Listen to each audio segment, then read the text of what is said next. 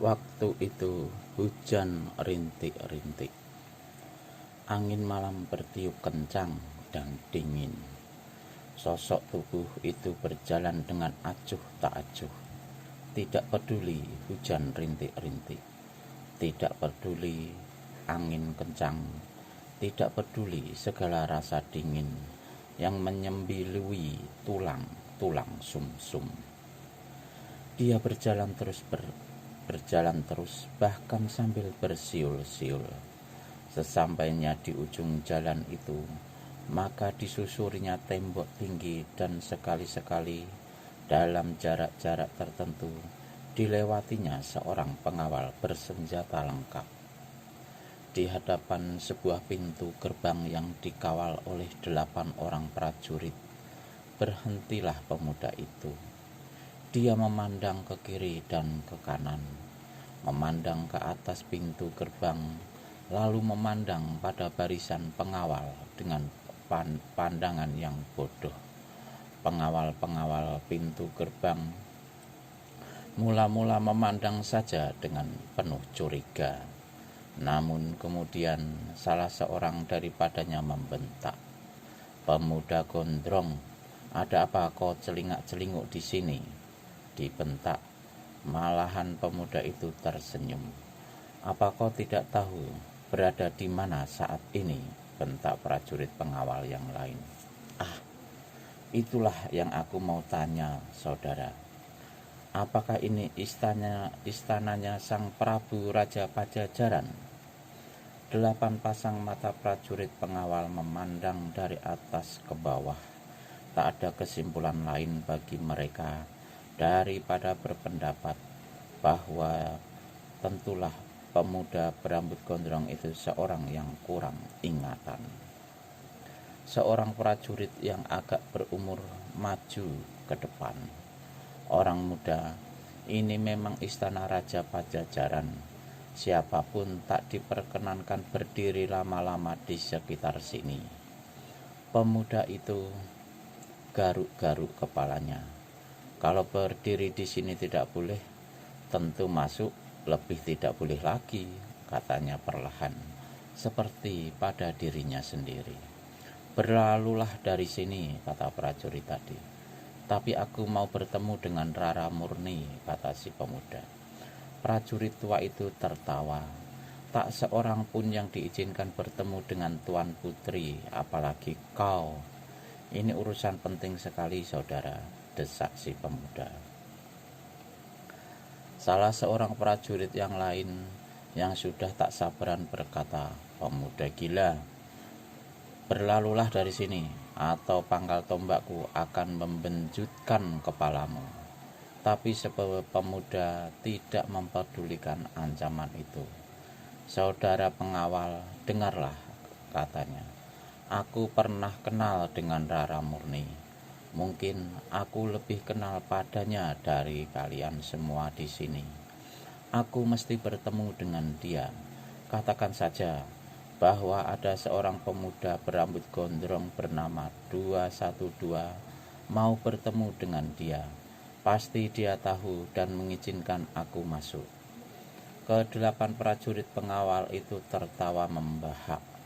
Beberapa di antaranya malah mencibir.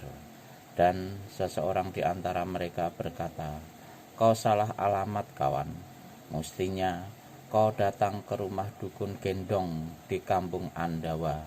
Minta obat kepadanya agar otakmu yang geblek sinting itu bisa diperbaikinya." "Siapa bilang aku sinting?" radang si pemuda rambut gondrong. "Kau memang tidak sinting, tapi berotak miring atau setengah gila." Dan gelak membahak terdengar lagi di depan pintu gerbang istana itu.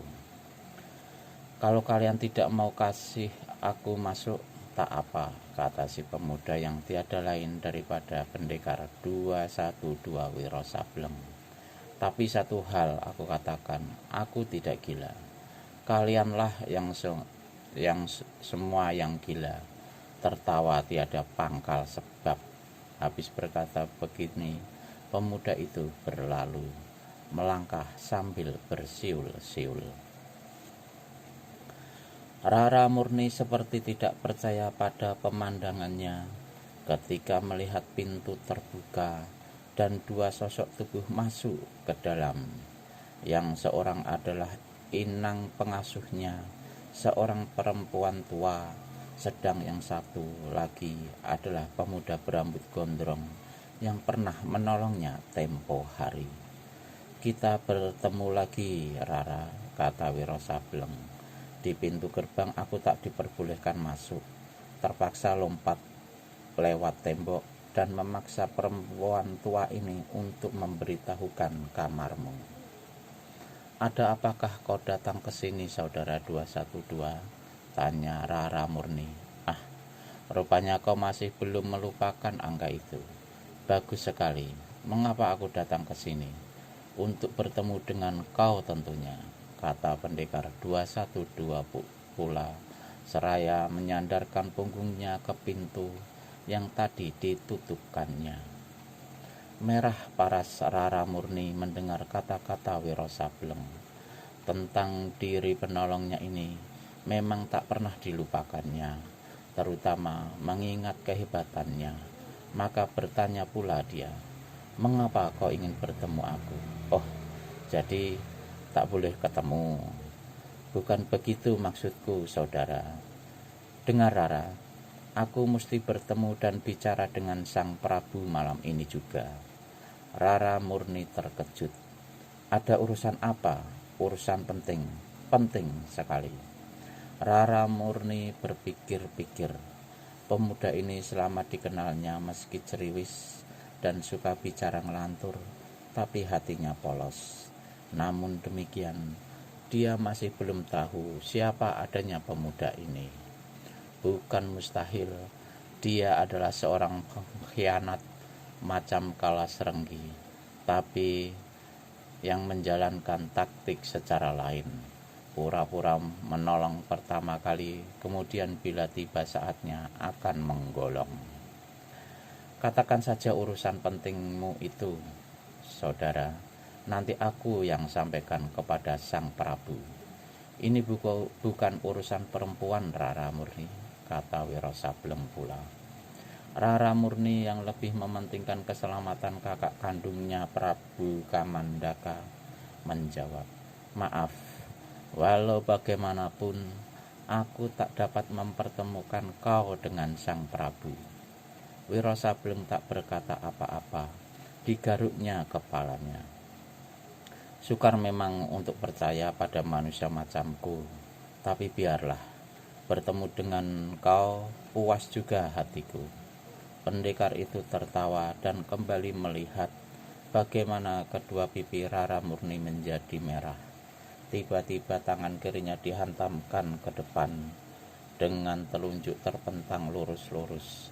Tanpa keluarkan suara, inang pengasuh yang tadi berlutut kini rebah tiada sadarkan diri. Rara murni hendak menjerit, tapi mulutnya ditekap oleh Wiro Sableng. Pemuda ini berkata, "Rara, perempuan itu tak apa-apa. Aku hanya menotoknya agar jangan sampai dia membocorkan rahasia. Ketahuilah, istanamu ini kini penuh dengan pengkhianat-pengkhianat. Aku tak tahu siapa yang menjadi biang pengkhianat. Kalau tahu, siang-siang sudah kupuntir kepalanya dan kubawa ke hadapan Sang Prabu. Kuharap besok pagi atau malam ini juga kau bawalah Sang Prabu ke kamarmu ini dan baca pesanku ini." Habis berkata demikian, pendekar 212 mengarahkan melangkah ke dinding dan pergunakan jari telunjuknya untuk menulis serentetan syair yang mengandung nasihat dan peringatan. Dalam waktu yang dekat akan pecah pemberontakan. Pemberontakan menggulingkan Sang Prabu dari tahta kerajaan. Istana penuh dengan pengkhianat-pengkhianat bermuka jujur, tapi berhati seculas setan. Siapkan bala tentara di luar tembok kerajaan. 212. Sampai ketemu lagi Rara Murni, kata pendekar 21 Wiro Sableng sehabis menulis rentetan syair itu. Lalu cepat-cepat ditinggalkannya kamar itu. Rara Murni memburu ke pintu, tapi si pemuda sudah lenyap. Ketika malam itu juga Rara Murni menemui Sang Prabu dan menerangkan tentang kedatangan pemuda aneh itu. Maka terkejutlah Prabu Kamandaka. Dengan langkah besar-besar dan tanpa pengawal sama sekali, Raja Pajajaran itu bersama adiknya pergi ke kamar. Dan memang ada yang tertulis di dinding kamar, cocok seperti apa yang diterangkan adiknya. Dinding kamar itu dari batu dan dilapisi dengan marmer putih yang sangat keras. Dengan pahat sekalipun akan sukar menuliskan rentetan syair itu. Tapi si pemuda aneh telah menuliskannya dengan ujung jari. Bagaimana pendapat Kanda? Tanya Rara Murni kepada kakaknya. Pemuda itu tentu seorang yang sakti luar biasa, kata Prabu Kamandaka. Tapi apa yang dituliskannya di dinding ini adalah satu hal yang aku belum bisa percaya. Tentara kerajaan telah mengadakan pembersihan dan tak seorang pun pengkhianat yang ditemukan. Mungkin mereka semua sudah menyingkir dan mempersiapkan diri di satu tempat yang tersembunyi di luar kerajaan, kata Rara Murni pula.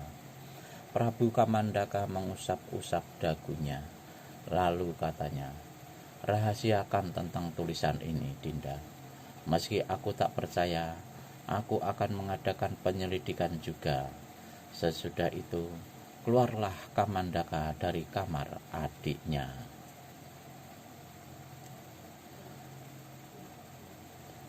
Berhenti, tahan. 6 prajurit maju ke muka. 6 ujung tombak ditujukan ke dada dan punggung manusia berpakaian putih itu. Siapa kau? Aku mau bertemu dengan Mahesa Birawa. Keparat. Aku tanya siapa? Menjawabnya lain, bentak prajurit itu. Laki-laki itu menggeram dalam hati. Tunjukkan kemah Mahesa Birawa. Kalau tidak, antarkan aku kepadanya. Manusia bau tengik, kau kira kami ini budakmu? Kau mata-mata Pajajaran ya? Bentak prajurit yang paling kanan sekali. Ujung tombaknya kini digeser ke tenggorokan laki-laki asing itu. Kalian sontoloyo semua, aku bicara baik-baik, dibalas dengan bentakan-bentakan. Sialan.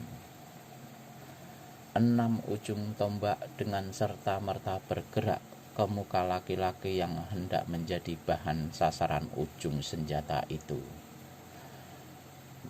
Dia berkelebat cepat. 1 kali gebrakan saja, maka mentallah ke-6 prajurit itu. 4 tergelimpang di tanah, tak bangun lagi. 1 berdiri nanar. Sedang yang 1 sambil memegang perutnya yang kesakitan, masih sanggup berteriak, memanggil kawan-kawannya. Maka dalam sekejapan mata saja puluhan prajurit dengan senjata terhunus sudah mengurung tempat itu. Mengurung ketat laki-laki berpakaian serba putih. Obor-obor menerangi tempat itu, dan jelaslah tampang manusia yang telah menggeprak 6 prajurit tadi. Dia memandang berkeliling dengan air muka melontarkan senyum mengejek. Inikah tampangnya manusia-manusia yang hendak memberontak pada kerajaan? Laki-laki itu tertawa mengekeh. Kalian manusia dogol semua, mau saja diperalat oleh segelintir manusia yang hendak kekuasaan secara keji. Kalau kalian kalah, kalian akan dipancung semua. Kalau kalian menang, kalian dapat apa? Seorang laki-laki berbadan tinggi kekar dan berkulit hitam maju ke hadapan orang asing itu. Dia adalah seorang pelatih prajurit-prajurit yang hendak memberontak itu. Satu tangan bertolak pinggang, satu lagi menuding tepat-tepat ke muka si orang asing. Dia berkata, "Kurasa kau masih belum buta untuk melihat kenyataan di mana kau berada saat ini," kata laki-laki tinggi besar itu. Si orang asing masih tertawa seperti tadi, mengekeh, mengejek. Si tinggi kekar yang merasa dihina di hadapan orang banyak dengan gemas sekali hantamkan tinju kanannya ke perut si orang asing. Apa yang terjadi kemudian terlalu cepat untuk dilihat oleh mata orang banyak di tempat itu. Tubuh kepala pelatih yang tinggi besar itu jungkir balik di udara dan jatuh punggung di tanah. Untuk beberapa lamanya tak dapat bergerak-gerak. Kesunyian karena terkejut dan keheranan hanya berlangsung beberapa ketika saja. Begitu terdengar seseorang berteriak, maka menyerbulah puluhan prajurit itu. Suara beradunya senjata riuh dan kacau balau. "Tahan!" seorang prajurit berteriak. "Lihat, kita menghantam sesama kita. Kunyuk itu sudah ada di sana." Dan ketika semua mata memandang ke jurusan yang ditunjuk, maka kelihatanlah orang asing tadi berjalan seenaknya di sela-sela kemah prajurit. Sewaktu dirinya diserang secara bersama-sama tadi, laki-laki itu dengan kecepatan luar biasa jatuhkan diri di tanah dan lolos di antara selangkangan para penyerangnya. Keadaan malam yang gelap menolongnya untuk lolos dan melangkah seenaknya di sela-sela kemah. Melihat bahwa orang yang mereka serang sudah berada di tempat lain, di samping terkejut, tentu saja prajurit-prajurit itu menjadi geram sekali. Apalagi kepala pelatih yang tadi dibikin menggeletak di tanah. Dalam satu gebrakan, dia berseru memanggil prajurit-prajurit lainnya.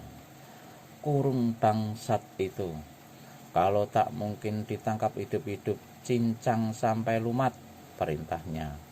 Kepala pelatih ini kemudian cabut kerisnya. Sebelum menyerbu di antara anak buahnya, dia memberi perintah pada seorang prajurit yang kebetulan berada di dekatnya. "Beritahu hal ini kepada Mahesa Birawa." Di dalam kemah besar itu tengah berlangsung perundingan.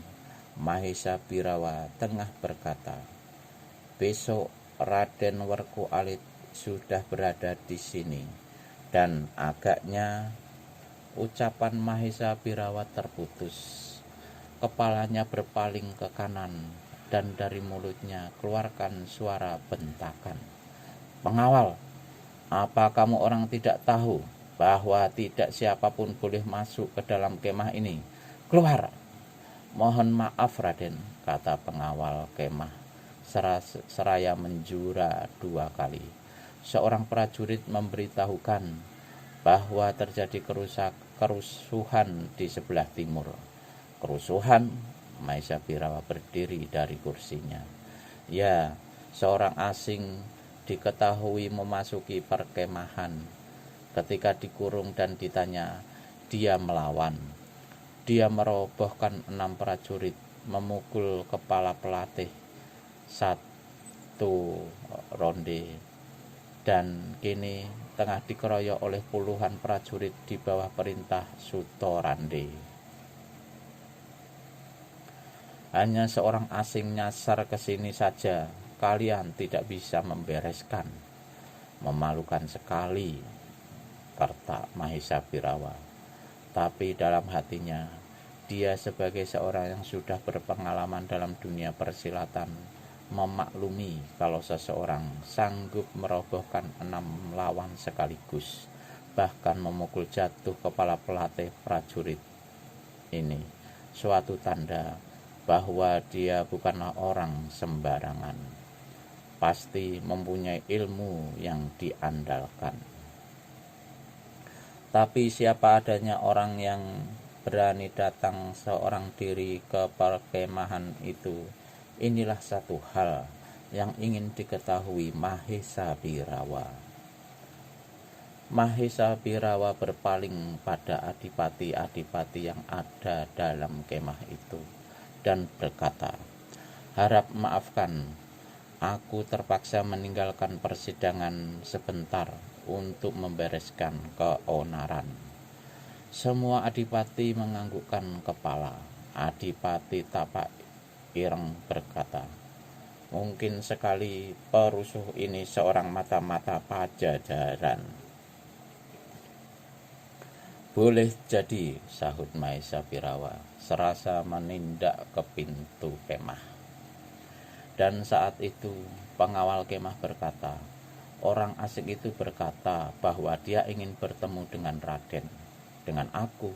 Mahesa Birawa menuding di dadanya sendiri. Pengawal mengangguk. Ini membuat Mahesa Birawa tambah ingin lekas-lekas mengetahui siapa adanya perusuh itu. Pertempuran berkecamuk seru ketika Mahesa Birawa sampai ke sana bersama seorang prajurit. Prajurit ini hendak berseru, tapi diberi isyarat oleh Mahesa Birawa agar diam saja. Akan disaksikannya dengan mata kepala sendiri beberapa jurus kehebatan pertempuran itu. Pekik dan jeritan terdengar hampir setiap saat. Setiap pekikan mesti disusul dengan menggeletaknya tubuh seorang pengeroyok. Menurut taksiran Mahesa Birawa saat itu, ada sekitar 30 prajurit di bawah pimpinan Sutorande yang mengeroyok si orang asing. Diam-diam Mahesa Birawa mengagumi juga kehebatan orang asing itu. Masih muda belia, bertampang keren, dan senjatanya sebuah tombak yang diputar seperti kitiran, menderu dan setiap saat meminta korban dari pihak pengeroyok.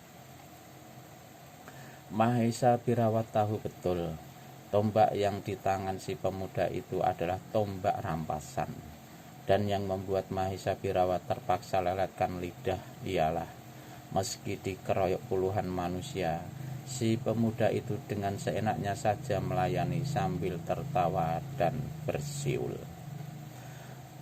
Beberapa orang yang lagi rubuh menggeletak dengan perut atau dada terluka parah disambar ujung tombak. Kemudian terdengar lagi satu pekikan dahsyat. Sesosok tubuh mental jatuh tepat di hadapan Mahesa Birawa. Ketika diteliti oleh Mahesa Birawa, ternyata sosok itu adalah sosok tubuh Sutorande, kepala pelatih prajurit. Nyawanya sudah minggat dan pada keningnya kelihatan guratan angka 212. Angka ini sekaligus mengingatkan Mahesa Birawa pada keterangan kurir Raden Werku Alit tentang kematian Kalasrenggi secara aneh, digantung kaki ke atas, kepala ke bawah, dan juga angka 212 pada kulit keningnya. Tanpa menunggu lebih banyak korban lagi yang jatuh, maka berserulah Mahesa Birawa. "Aku Mahesa Birawa memerintahkan untuk hentikan pertempuran ini." Suara yang hampir menggeledek itu dengan serta-merta menghentikan pertempuran. Prajurit-prajurit yang mengeroyok melompat keluar dari kalangan pertempuran. Si pemuda asing masih berdiri di tempat dengan tombak di tangan. Teriakan Mahesa Birawa tadi membuat dia putar kepala ke arah datangnya suara itu, dan sepasang matanya segera membentur sesosok laki-laki berbadan tegap, berkumis lebat, melintang, berpakaian bagus, pada pinggangnya terselip keris. Dalam hatinya, pemuda itu menggumam, jadi inilah dia manusia yang bernama Mahesa Birawa itu. Selagi dia menggumam begitu, laki-laki itu melangkah mendatanginya. Orang asing, kata Mahesa Birawa dengan nada keren dan lantang. Meski kau punya sedikit ilmu yang diandalkan, tapi di sini bukanlah tempat untuk memamerkannya. Si pemuda keluarkan suara bersiul. Betul, aku berhadapan dengan Mahesa Birawa saat ini, tanyanya. Kau siapa? Membentak Mahesa Birawa. Namaku tertulis di kening anak buahmu itu. Si pemuda pendekar 212 menunjuk ke mayat Sutorandi. Bagus kalau begitu. Mahesa Birawa puntir kumisnya. Kau yang membunuh Kalasrenggi, bukan? Tidak, aku hanya menggantungnya dan Tuhan kemudian mengambil rohnya. Habis berkata begitu, pendekar 212 Wiro Sableng tertawa mengekeh. Kau tahu, Mahesa, manusia macam Kalasrenggi itu tak layak hidup lama-lama di dunia. Masih kebagusan ada kali untuk tempat pembuang mayatnya. Dan kau tahu, di atas bumi ini masih banyak manusia-manusia macam Kalasrenggi, malahan lebih terkutuk dari Kalasrenggi, yang mesti dilenyapkan. Di sini bukan tempat pidato, budak hina, bentak Mahesa Birawa. Oh begitu, kalau demikian mari kita bicara empat mata, Mahesa Birawa. Aku memang sudah lama mencari kau. Mahesa Birawa menyeringai, kemudian kelihatan bagaimana mukanya menjadi kelam membesi. Kalau aku bicara dengan kau, maka biar aku terangkan padamu bahwa kedatanganmu ke sini hanyalah untuk mengantar nyawa.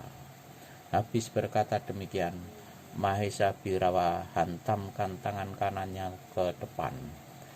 Setiup angin yang bukan olah-olah panasnya menggebu ke arah pendekar 212.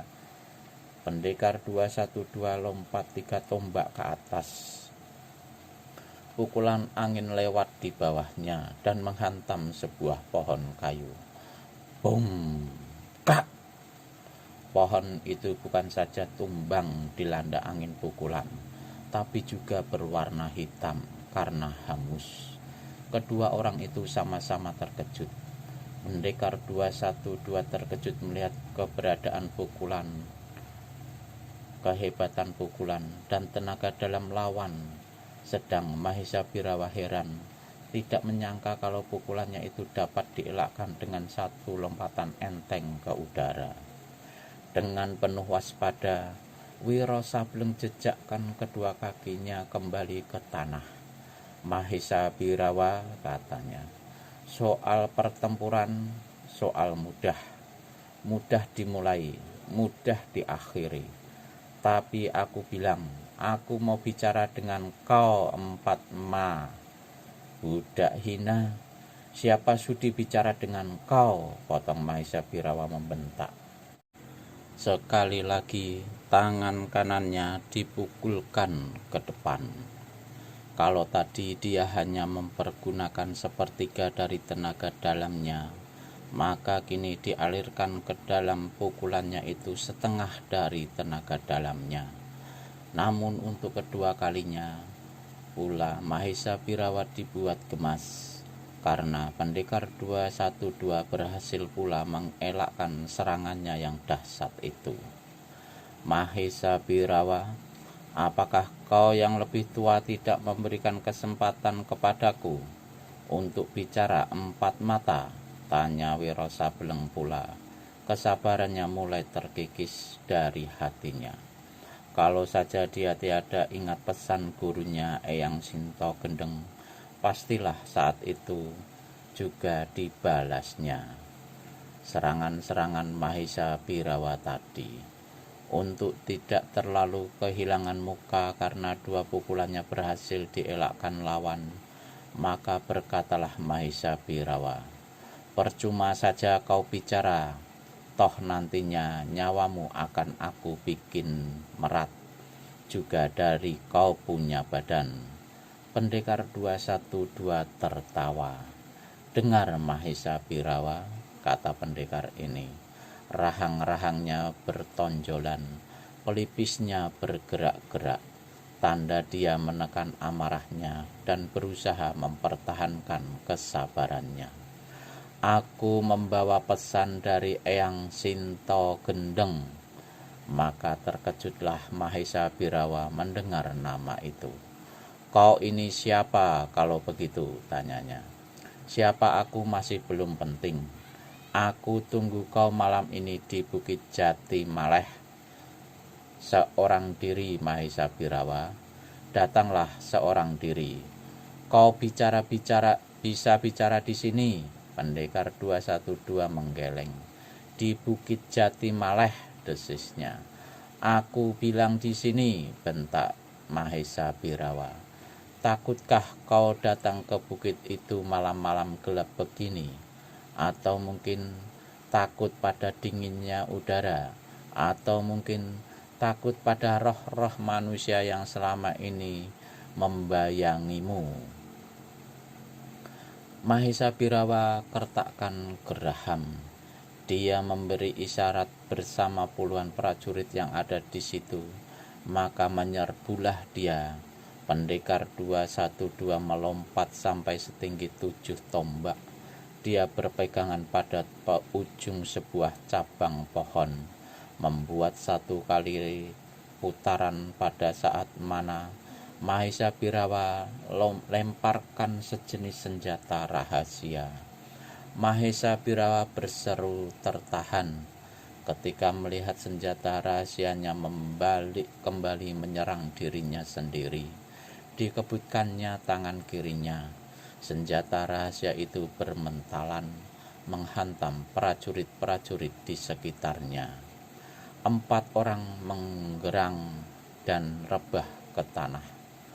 Bayangan Wiro Sableng lenyap, namun masih terdengar suara seruannya mengiang anak telinga. "Bukit Jati Maleh, Mahesa. Malam ini ingat, seorang diri."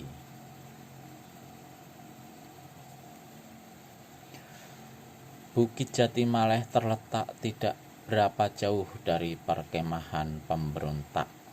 Ketika Mahesa Birawa hendak meninggalkan perkemahan, beberapa prajurit menyatakan hendak ikut serta. Tapi Mahesa berkata, "Biar aku sendiri yang membereskan urusan ini. Kalian semua di sini bersiap siagalah, perkuat penjagaan dan lipat gandakan prajurit-prajurit peronda." Cuaca malam di atas Bukit Jati Maleh gelap gulita. Di langit tiada rembulan, tiada bintang. Udara yang dingin mencucuki daging, menyembelui tulang-tulang sampai ke sungsum. Dengan kegelapan inilah kelihatan 2 sosok tubuh berdiri berhadap-hadapan. Yang satu membentak lantang, "Cepat, terangkan siapa kau adanya, budak hina." "Ah, jangan bicara memaki terus-terusan, Mahesa Birawa. Belum tentu aku lebih hina dari kau," jawab pendekar 212. Marahlah Mahesa Birawa.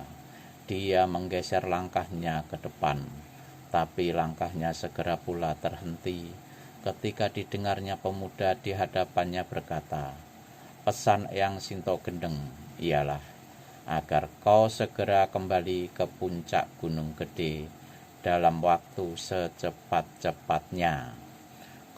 kembali ke puncak Gunung Gede, ya, untuk menerima hukuman atas perbuatan-perbuatan jahatmu sejak kau turun gunung 17 tahun yang silam. Jangan bicara ngaco, Gelo. Ada hubungan apa kau dengan Eyang Sinto Gendeng? Pendekar Kapak Maut Naga Geni 212 tertawa datar. Aku hanya pesuruh buruk saja, Mahesa, jawabnya. Dusta, bentak Mahesa Birawa menggeledek. Kalau kau tak mau bicara yang sebetulnya, jangan menyesal bila kepalamu kupuntir sampai putus. Wiro Sableng bersiul. Aku tak tahu segala urusan puntir kepala. Aku hanya menyampaikan perintah Eyang Sinto Gendeng agar kau menghadapnya di puncak Gunung Gede. Kau dengar, Mahesa? Hehehehehehehe. Jari-jari tangan Mahesa Birawa mengepal membentuk tinju. Aku ingin tahu saat ini juga, apakah kau bersedia memenuhi perintah itu atau tidak? Aku tanya dulu, apa hubunganmu dengan Eyang Sinto Gendeng? Jangan bikin kesabaranku habis. Kurasa akulah yang mestinya kehabisan rasa sabar melihat tampangmu saat ini, tukas Wiro Sableng. Katakan saja terus terang bahwa kau tak mau menghadap Eyang Sinto Gendeng. Itu lebih baik dan lebih jelas. Mahesa Birawa busungkan dada, katanya. Kalau orang tua geblek itu butuh ketemu dengan aku, suruh dia datang ke sini. Suara menggeram jelas terdengar di tenggorokan pendekar 212. Mukanya kelam membesi. Tanah yang dipijaknya melesak sampai 3 cm. Bicaramu terlalu besar, Mahesa Birawa. Terlalu pongah.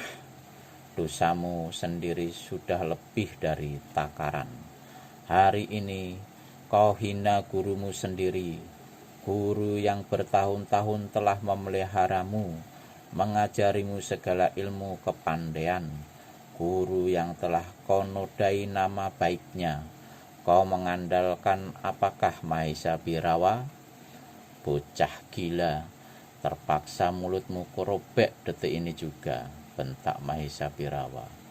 Secepat kilat, belum lagi habis bicaranya, maka 5 jari-jari tangan kanannya bergerak mencengkeram ke muka. Pendekar 212 tertawa-tawa dan bersiul. Bentakan nyaring menggeledek dari mulutnya, dan dia lompat ke samping sambil hantamkan tangan kirinya. Mahesa Birawa terkejut ketika merasakan satu angin yang deras mendorong tubuhnya. Cepat-cepat dia pergunakan tangan kanan untuk memapasi dorongan angin itu. Tapi tak urung, tubuhnya menjadi gontai juga. Maka kini keringat dingin memercik di kening laki-laki itu. Urusan kekerasan, urusan mudah, Mahesa, kata Wiro Sableng. Tapi bicaraku masih belum habis. 17 tahun yang lewat, kau pernah malang melintang di Jatiwalu. Ingat? Pemuda Sedeng. Dari mana? Ah, kau masih ingat. Bagus. Bagus sekali. Apa kau juga ingat bahwa pada masa 17 tahun itu kau telah membunuh Rana Weleng, kepala kampung Jatiwalu? Apakah kau juga masih ingat bahwa pada masa itu kau juga merusak kehormatan seorang perempuan bernama Suci, istri Rana Weleng? Kemudian karena malu, perempuan itu bunuh diri. Apa kau juga masih ingat dan sanggup menghitung berapa banyak jiwa penduduk yang kau renggut, kau bunuh? Mulut Mahesa Birawa terkatup rapat-rapat, dan pendekar 212 buka mulut lagi.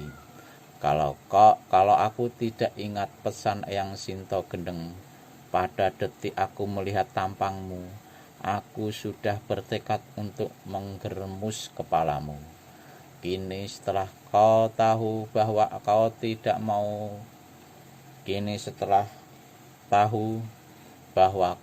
mau diperintahkan untuk menghadap ke puncak gunung gede, maka tak ada lagi halangan bagiku untuk membalaskan dendam kesumat 1000 karat, untuk membalaskan sakit hati yang berurat berakar sejak 17 tahun yang lewat. Ketahuilah Mahesa Birawa, aku adalah anak Rana Weleng, dan aku adalah juga murid Eyang Sinto Gendeng, adik seperguruanmu sendiri. Tapi yang akan memisahkan roh busukmu dengan tubuh bejatmu. Habis berkata begini, maka tertawalah pendekar 212 Wiro Sableng. Suara tertawanya keras dan panjang, menegakkan bulu roma. Bergetar hati Mahesa Birawa mendengar suara tertawa yang menegakkan bulu kuduknya itu. Terbayang olehnya masa 17 tahun yang silam. Begitu cepat waktu berlalu, dan tahu-tahu kini dia berhadapan dengan kenyataan yang pahit, berhadapan dengan anak laki-laki dari suami istri yang pernah menjadi korbannya. Seperti tak percaya dia akan kenyataan ini. Orang muda, kata Mahesa Birawa pula. Suaranya diperbawa dengan aliran tenaga dalam agar tidak kentara getaran hatinya. Kuharap kau cepat-cepat saja bangun dari mimpimu dan tahu berhadapan dengan siapa. Pendekar 212 tertawa lagi seperti tadi, lebih seram malah, dan didengarnya suara Mahesa Birawa, musuh besarnya itu, berkata pongah, jangankan kau, Eyang Sinto Gendeng sekalipun tak akan sanggup turun tangan terhadapku. Kalau kau teruskan niat edanmu, ketahuilah bahwa kedatanganmu sejauh ini dari puncak Gunung Gede hanyalah untuk mencari mampus sendiri.